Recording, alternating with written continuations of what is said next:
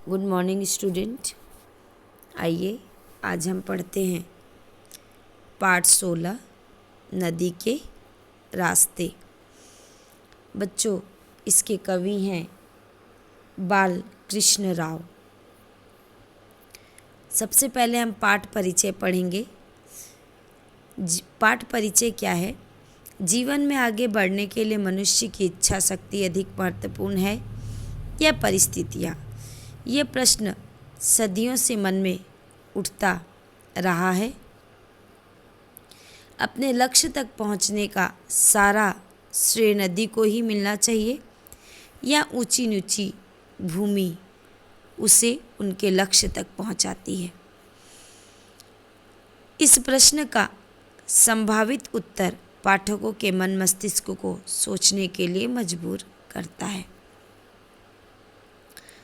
जरा सोचिए, मनुष्य की इच्छा शक्ति महत्वपूर्ण है या उसके मिलने वाली परिस्थितियां उसके लिए सफलता का दरवाज़ा खोलती है? जीवन मूल्य क्या कहता है? जीवन में आगे बढ़ने के लिए मार्ग में मिलने वाली हर चुनौती का डटकर सामना करना चाहिए। आइए बच्चों, अब हम एक एक करके पैराग्राफ पढ़ेंगे और एक एक का अर्थ समझेंगे। नदी का रास्ता। नदी को रास्ता किसने दिखाया? कवि इस पाठ के माध्यम से अपने पाठकों को ये बताना चाहता है कि नदी जीवन में आगे बढ़ने का प्रतीक है। नदी अपने जीवन में आने वाली हर कठिनाइयों का सामना करती है और अपने हर चुनौतियों से वो लड़कर अपने मंजिल तक पहुंचती है और वह उसका उद्देश्य हिमालय से निकलकर समुद्र में जाकर मिलना है। मार्ग में जितनी भी कठिनाइयाँ आए सबका वो सामना करती है। आइए कविता को पढ़ते हुए कुछ कठिन शब्दों का अर्थ भी हम इसमें समझेंगे। नदी को रास्ता किसने दिखाया? सिखाया तो उसे किसने कि अपनी भावना के वेग को उन्मुक्त बहने दे। उन्मुक्त मने स्वतंत्र।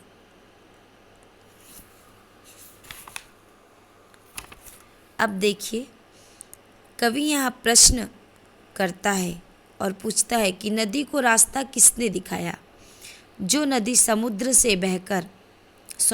नदी हिमालय से बहकर समुद्र में जाकर मिलती है, उस हिमालय की चोटी से निकलने वाली नदी को समुद्र तक पहुंचने का रास्ता किसने दिखाया? सिखाया था उसे किसने कि अपनी भावना के वेग से उन्मुक्त बहने दे। वो इतनी निर्मल, इतनी स्वतंत्रता के साथ ऊंची पहाड़ियों से बहते हुए समुद्र तल में चली जाती है। उसे इतनी स्वतंत्रता के साथ बहना किसने सिखाया? कि वह अपने लिए खुद खोज लेती है सिंधु की गंभीरता, स्वच्छंद बहकर। कवि कहता है कि वह इतनी स्वतंत्र होकर बहती है और दुर्गम परिस्थिति, हर कठिन रास्तों में भी वह सिंधु यानी सागर, समुद्र की गहराई में तक वो पहुंच जाती है स्वच्छंद बहकर। स्वच्छंद मतलब अपने मन माने ढंग से बहना, स्वच्छंद, स्व इच्छा से वो जैसे चाहे वैसे बहती है और जा कर के सिंधु के गहराई में खो जाती है।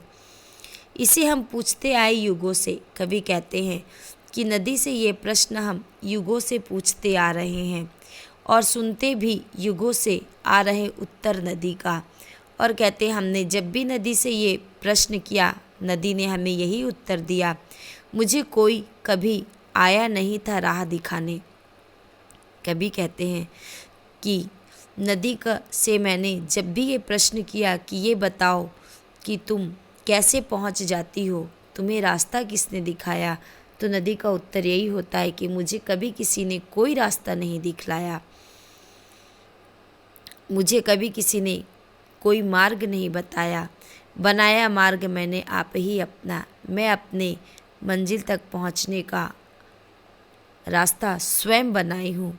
ढकेला था शिलाओं को, मैंने बहुत सारे शिलाओं को ढकेल करके ऊंचे पहाड़ियों से अपना रास्ता स्वयं बनाई हूँ। गिरी निर्भीकता के से मैं कई ऊंचे प्रतापों से, कहते हैं कवि की नदी कहती है कि मैं निर्भीक होकर ऊंचे पहाड़ों से गिरी हूँ और वनों के कंदराओं में भटकती भूलती मैं, और ऊंचे ऊंचे पहाड़ियों से मैं कई शिलाओं को ढकेलते हुए नीचे जंगलों में गिरी हूँ, बिना डर के कि न जाने मैं कहाँ जाऊँगी। पर मैं जंगलों में गिरने के बाद मैं रास्ता भी भटक गई हूँ, लेकिन मैं ऐसी परिस्थितियों से हारी नहीं, डरी नहीं। मैं भटकती हुई भी, भूलती हुई भी, ढूंढती हुई भी अपने रास्तों को ढूंढ निकाली। फूलती उत्साह से मैं प्रत्येक बाधा विघ्न को, मेरे रास्ते में बहुत सारे विघ्न, बाधा, मुसीबतें आईं, सबको मैंने ठोकर मार कर निरंतर मतलब लगातार आगे बढ़ती रही हूँ। एक तट को दूसरे तट से दूर करती हुई, मतलब एक तट को दूसरे तट, एक नदी का दो किनारा होता है और दोनों किनारे को दूर करना मतलब अपने बहने के वेग को और चौड़ा करना, और दूर करती हुई यानी दोनों किनारों को और फैलाव में मैं बहती गई और बड़ी संपन्नता के साथ और अपने दूर तक फैले हुए साम्राज्य के अनुरूप। देखिए, हिमालय से गंगा नदी निकलती है और जब वो निकलती है तो क्या करती है, पूरे विश्व को एक सौगात दे के जाती है। कहती है उसी तरह मैं संपन्नता के साथ आगे बढ़ती चली गई, बिना डरे किसी से, और सबको खुशियों का सौगात देते हुए, गति को मंद कर, कभी ज़रूरत पड़ी तो मैंने अपने गति को धीमा भी किया। पहुंची जहां सागर खड़ा था और मैं वहीं जाकर पहुंची जहां सागर मेरा इंतज़ार कर रहा था। फेन की माला लिए समुद्र में क्या होता है, लहरें उठती हैं तो झाग निकलती है। मेरी प्रतीक्षा में नदी कहती है कि जो समुद्र है वो मेरा इंतज़ार कर रहा था और मैं उसी के प्रतीक्षा को पूरा करने के लिए उसमें जा मिली। यही इतिवृत्त मेरा, इतिवृत्त मने, इतिवृत्त का मतलब है विवरण, यही मेरे बहने का पूरा विवरण है।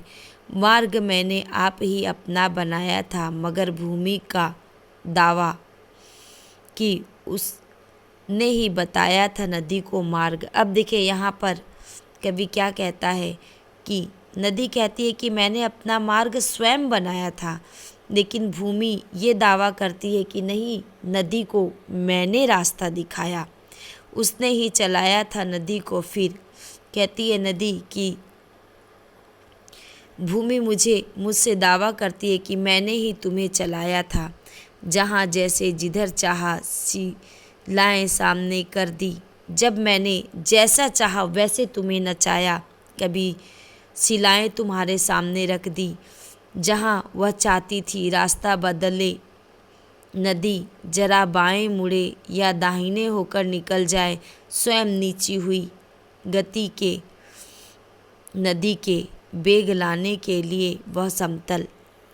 भूमि कहती है नदी स्वयं समुद्र तक नहीं पहुंची, कभी मैं उसके आगे शिलाएं रख दी, कभी मैं ऊंची नीची भूमि बनी, कभी स्वयं नीचे हुई, कभी समतल बनी, कभी उसके वेग को, उसकी गति को बढ़ाने के लिए समतल हो गई। समतल भूमि में नदी बहुत तेज से बहती है, तो कहती है कभी नदी के वेग को बढ़ाने के लिए मैं समतल बन गई, जहाँ चाहा उसकी चाह धीमी हो बताती रहा, और जब मैं चाही कि नदी का वेग धीमा हो जाए तो उसे मैंने रास्ता बताया, और गति को तीव्र अथवा मंद करती जंगलों और नगरों में चलती।